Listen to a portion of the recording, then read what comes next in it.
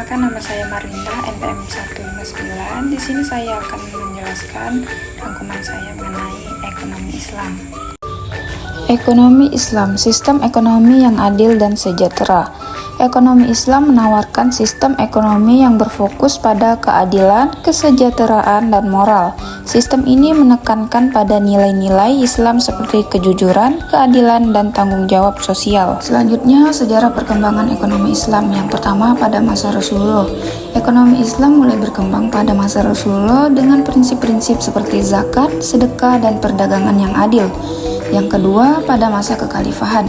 Sistem ekonomi Islam berkembang pesat pada masa kekhalifahan dengan munculnya lembaga keuangan syariah seperti Baitul Mal dan sistem perbankan Islam. Yang ketiga, pada masa modern. Ekonomi Islam mengalami revitalisasi pada masa modern dengan munculnya berbagai lembaga keuangan syariah dan penerapan prinsip-prinsip Islam dalam berbagai sektor ekonomi. Konsep dasar sistem ekonomi Islam terbagi menjadi tiga. Yang pertama, keadilan. Menegakkan keadilan dalam distribusi kekayaan, mencegah monopoli dan eksploitasi. Yang kedua, ada etika. Berpedoman pada moral dan nilai Islam dalam aktivitas ekonomi, seperti kejujuran, amanah, dan larangan riba. Yang ketiga, keberlanjutan. Menjamin kelestarian alam dan sumber daya untuk generasi mendatang, menghindari praktik-praktik yang merusak lingkungan. Prinsip-prinsip utama ekonomi Islam. Yang pertama, haramnya riba, larangan menerima atau memberikan bunga dalam transaksi keuangan. Yang kedua, pentingnya zakat, kewajiban bagi umat Islam untuk mengeluarkan sebagian harta untuk membantu kaum miskin dan fakir. Yang ketiga, kejujuran dan amanah, menekankan pentingnya kejujuran, kepercayaan, dan tanggung jawab dalam semua aktivitas ekonomi. Yang keempat, keadilan sosial, mendorong keadilan dalam distribusi kekayaan dan peluang ekonomi.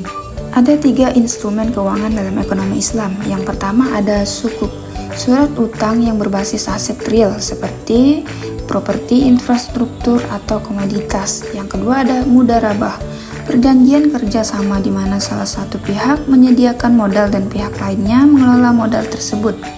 Yang ketiga ada wakalah, perjanjian di mana satu pihak menugaskan pihak lain untuk melakukan sesuatu atas namanya. Peran lembaga keuangan syariah. Yang pertama, bank syariah memberikan layanan perbankan yang sesuai dengan prinsip Islam, seperti pembiayaan tanpa bunga dan pengelolaan dana berdasarkan prinsip syariah.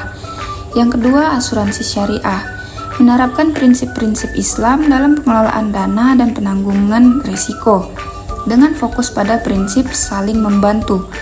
Yang ketiga ada dana pensiun syariah, mengelola dana pensiun berdasarkan prinsip syariah dengan investasi pada aset yang halal dan berkelanjutan. Tantangan dan prospek ekonomi Islam di Indonesia. Yang pertama, kurangnya kesadaran.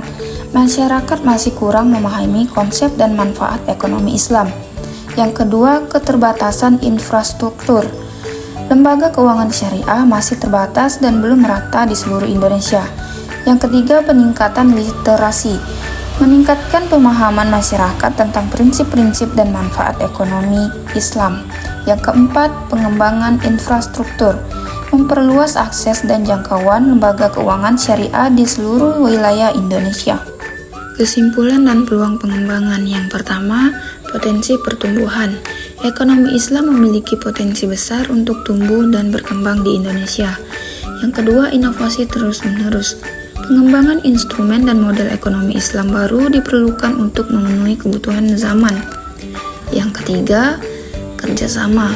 Kerjasama antara lembaga keuangan syariah dan pemerintah sangat penting untuk mendorong pertumbuhan ekonomi Islam. Sekian pemaparan materi mengenai ekonomi Islam dari saya. Kurang dan lebihnya saya mohon maaf. Terima kasih.